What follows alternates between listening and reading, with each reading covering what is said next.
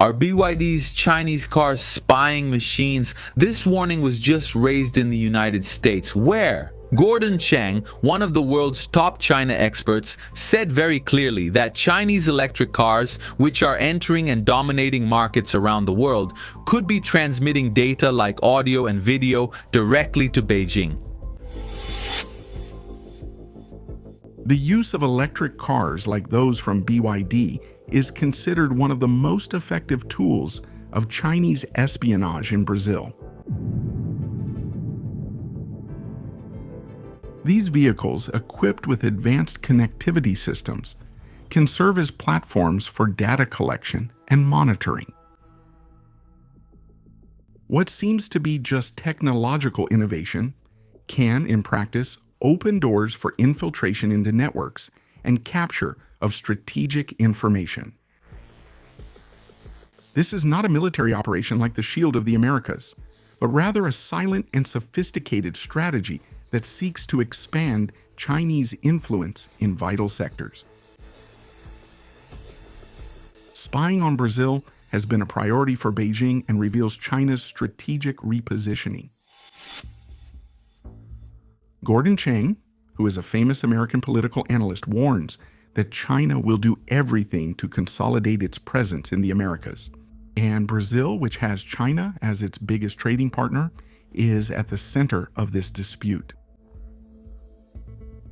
The espionage war is just beginning, and many analysts believe that some Brazilian authorities are being used as a Trojan horse to facilitate Chinese espionage on Brazilian soil.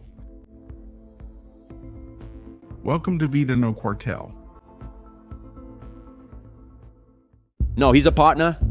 We don't depend on China. Does Brazil have enough buyers for all the iron ore we produce? If the answer is no, then when it comes to selling, we're in trouble. Now, what about China? Do they have someone else to buy all that iron ore from? Maybe they do. Maybe there's another supplier. And in this case, just talking about iron ore, of course, we have to look at the entire Brazilian trade balance, analyze each case individually, and in the end, make a general assessment. We'll come to a conclusion whether Brazil is dependent on China or China is dependent on Brazil, or if we have interdependence. I've never done this in-depth analysis. I tend to think that we are dependent on China. Brazil today has China and the United States as its biggest trading partners.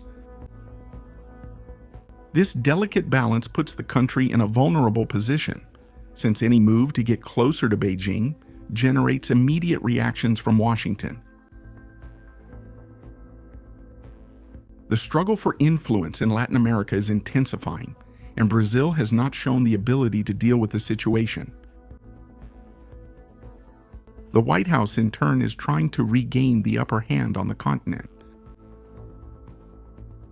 The capture of Nicolás Maduro and the preparation of a military action in Cuba are examples of how the United States seeks to undermine the influence of regional governments aligned with Beijing. This regional offensive shows that Donald Trump's administration does not intend to lose strategic ground in its own region. In this scenario, the current Brazilian president also becomes the target of increasingly intense pressure. Diplomatic sanctions and trade disputes with the United States appear as instruments of coercion used by Washington to force Brazil to reposition itself in the face of China's growing influence. I ended the meeting by handing him each of our proposals written in English. In English, so that he knows what we want. And what many believed until recently was just a conspiracy theory has now begun to reveal itself as the stark reality. Gordon Chang points out that this dispute is not limited to the economic field, but directly involves national security and Brazil's strategic plans. The country, finding itself between two global powers in conflict, needs to deal with the risk of losing autonomy in its strategic decisions, since any approach to Beijing could lead to immediate retaliation from the United States.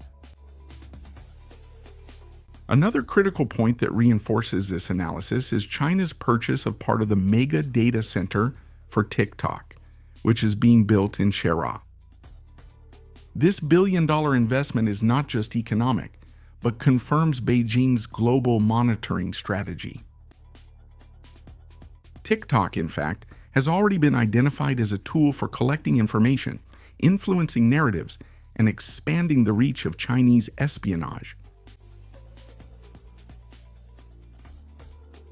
By allowing this advance on national territory, Brazil may be giving up control over sensitive data, which involves not only citizens, but also institutions and strategic sectors.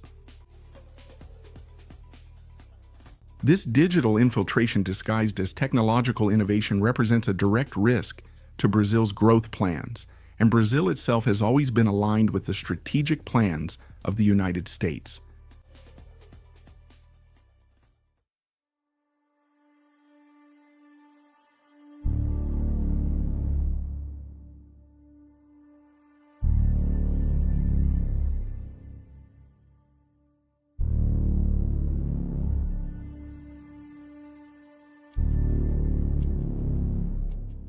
According to Gordon Chang, Chinese espionage is extremely difficult to detect because it presents itself as technological cooperation and sustainable development.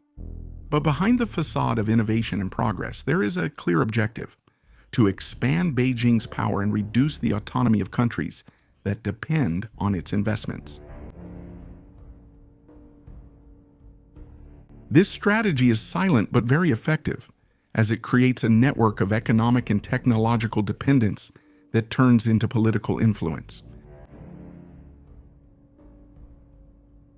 Brazil, by becoming increasingly dependent on China, runs the risk of compromising its ability to make independent decisions in times of international crisis. In addition, it's important to highlight China's military capabilities and how espionage can strengthen its global strategies.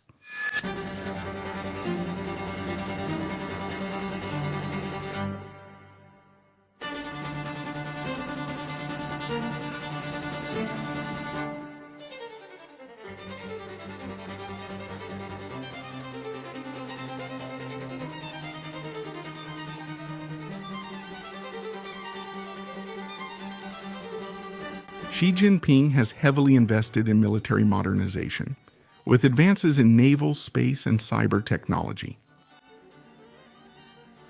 Data collection through espionage in countries like Brazil can provide valuable information about critical infrastructure, supply chains, and strategic vulnerabilities.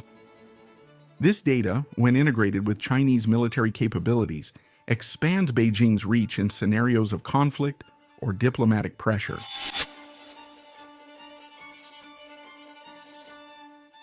Espionage, therefore, is not just a tool of economic influence, but an essential component of military preparation and global power projection.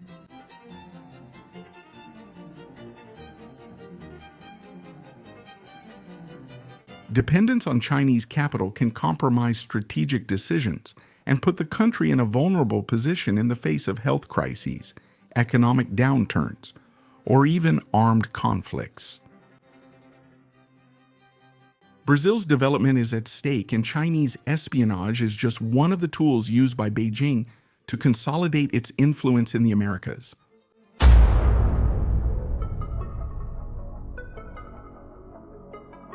The question that remains is getting closer to China better than getting closer to the United States, or is it better to balance the scales and be a partner to both sides?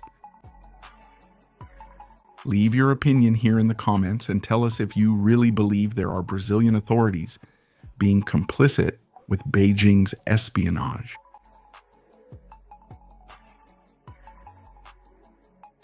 And you still get it delivered to your home with Mercado Livre's delivery guarantee. Here at Vida No Quartel, you stay up to date with everything happening in the military world. Leave a like, subscribe, and watch one of the videos appearing on your screen.